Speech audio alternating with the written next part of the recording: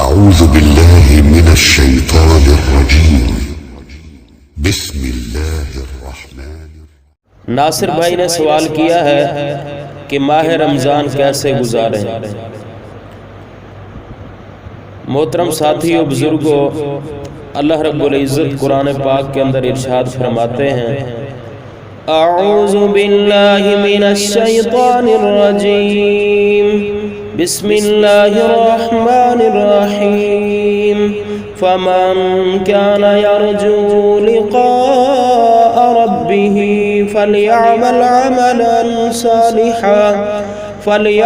عملا صالحا ولا يشرك بعبادة ربه أحدا۔ پس جو شخص اپنے رب کی ملاقات کی امید رکھتا ہے، پس چاہیے کہ وہ نیک عمل کرے اور اپنے رب کی عبادت میں کسی کو بھی شریک نہ ٹھہرائے۔ اور نبی علیہ السلام کا فرمان ہے صحیح البخاری میں، انما الاعمال بالنیات۔ آپ صلی اللہ علیہ وسلم نے فرمایا کہ تمام نیکیوں کا بدلہ نیت کے مطابق ملے گا۔ تو القرآن اسٹوڈیو کے ناظرین و سامعین، سب سے پہلے ہمیں اپنی نیت، دل کا ارادہ جو ہے اس کو اللہ کی رضا کے لیے خالص کرنا ہوگا۔ نمبر 2، کثرت سے دعا کرنا۔ اللہ رب العزت ارشاد فرماتے ہیں، وَقَالَ رَبُّكُمُ ادْعُونِي أَسْتَجِبْ لَكُمْ۔ اور تمہارے رب نے فرمایا، تم مجھ سے دعا کرو، میں تمہاری دعا قبول کروں گا۔ اور نبی علیہ السلام نے فرمایا، ثلاثۃ مستجاب۔ 3 دعائیں ایسی ہیں جو قبول کی جاتی ہیں، لا شک فیہن، جن کے اندر کسی قسم کا شک و شبہ نہیں ہے۔ دعوت الصائم، ان میں سے ایک روزے دار کی دعا۔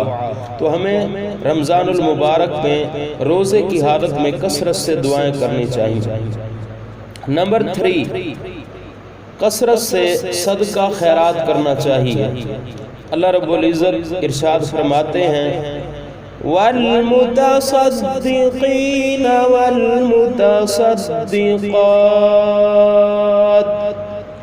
جو لوگ، مرد یا عورتیں، اللہ کے راستے میں خرچ کرتے ہیں، فرمایا، اعد اللہ لہم مغفرۃ واجرا عظیما۔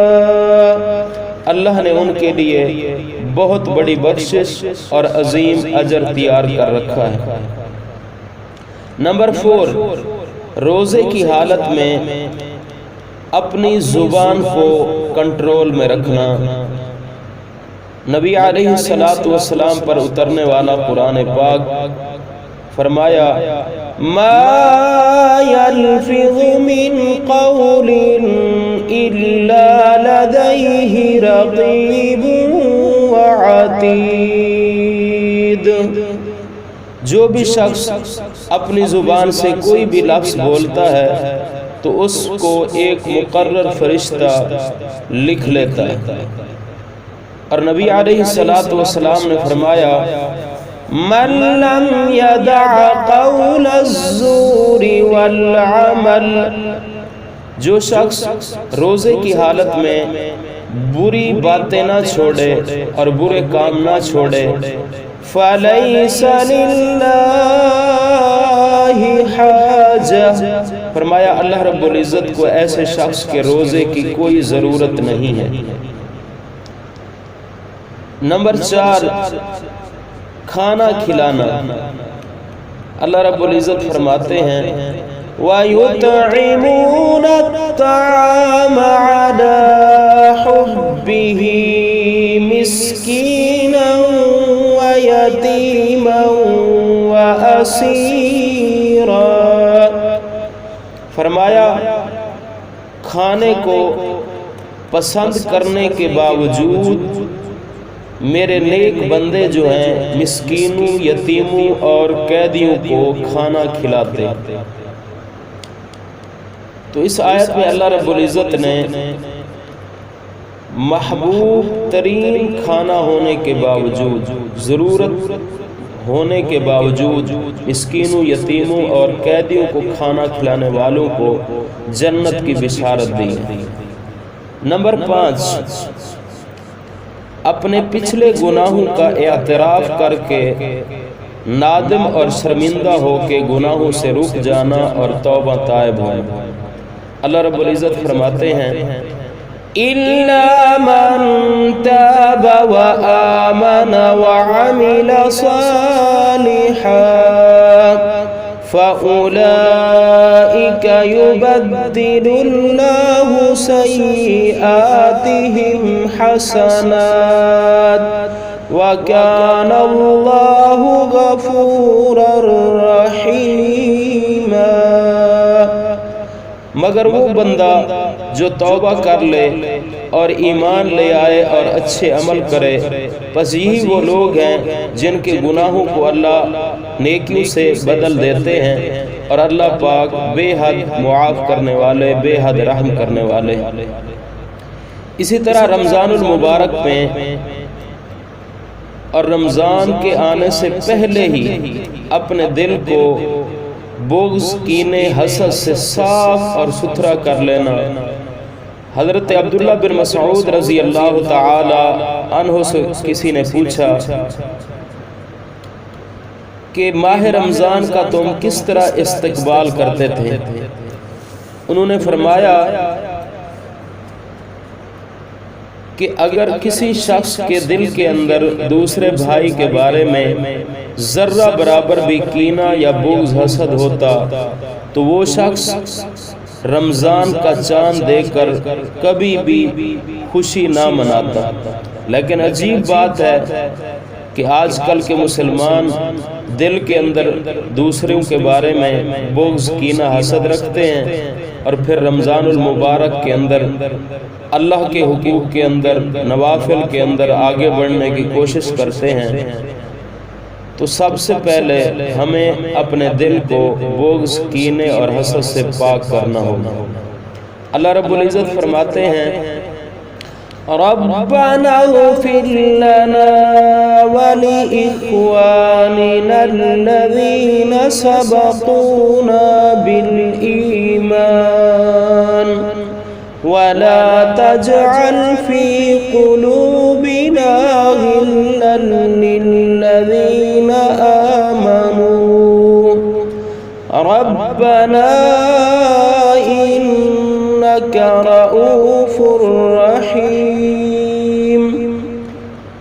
اہل ایمان اللہ سے یہ دعا کرتے ہیں، اے ہمارے رب ہمیں بھی معاف فرما، اور ہم سے پہلے ایمان لانے والے ہمارے بھائیوں کی بھی بخشش فرما، اور ہمارے دل کے اندر اہل ایمان کے بارے میں ذرہ برابر بھی کینہ اور حسد نہ پیدا فرمانا۔ اے ہمارے رب یقیناً آپ بے حد نرم اور بے حد رحم کرنے والے ہیں۔ اسی طرح ماہ رمضان میں اپنے وقت کو منظم کیجیے۔ اللہ رب العزت کے پیارے پیغمبر صلی اللہ علیہ وسلم نے فرمایا نعمتان مغبون فیہما کثیر من الناس۔ فرمایا اللہ نے بہت ہی عظیم دو نعمتیں انسانیت کو عطا کی ہیں، لیکن انسان جتنا وہ نعمتیں قیمتی ہیں ان سے کئی گنا بڑھ کے انسان غفلت کا شکار ہے۔ الصحت والفراغ، ان میں سے ایک نعمت ہے صحت والی زندگی، دوسرا فارغ وقت، فارغ البال۔ آج کل ہم فارغ وقت پاس کرنے کے لیے بڑی دنیا کے اندر ہم اپنے وقت کو ضائع کرتے ہیں۔ تو وقت پاس کرنے والے نہ بنیں بلکہ اپنے وقت کو قیمتی بنانے والے بنیں۔ اسی طرح اللہ رب العزت نے ارشاد فرمایا وَأَنِيبُوا إِلَىٰ رَبِّكُمْ وَأَسْلِمُوا لَهُ مِن قَبْلِ أَن يَأْتِيَكُمُ الْعَذَابُ ثُمَّ لَا تُنصَرُونَ۔ تم عذاب کے آنے سے پہلے پہلے اللہ کی فرما برداری کر لو اور اپنے رب کی طرف مڑ جاؤ، یہ نہ ہو کہ تم پر عذاب آ جائے اور اس کے بعد پھر تمہاری مدد نہ کی جائے۔ آخری پوائنٹ، ماہ رمضان میں روزے کا اہتمام کرنا چاہیے۔ اللہ رب العزت فرماتے ہیں یا ایھا الذین آمنوا کتب علیکم الصیام، اے اہل ایمان تم پر روزہ فرض کر دیا گیا۔ اور نبی علیہ السلام نے فرمایا ما من عبد يصوم يوما إلا بعد الله بذلك اليوم وجهه عن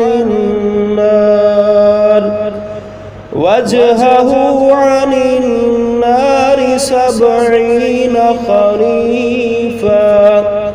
اگر کوئی بندہ رمضان المبارک کے فرضی روزے سے ہٹ کر نفلی روزہ رکھ لے تو اللہ پاک ایسے شخص کو جہنم سے 70,000 سال کی مسافت سے دور کر دیتے ہیں۔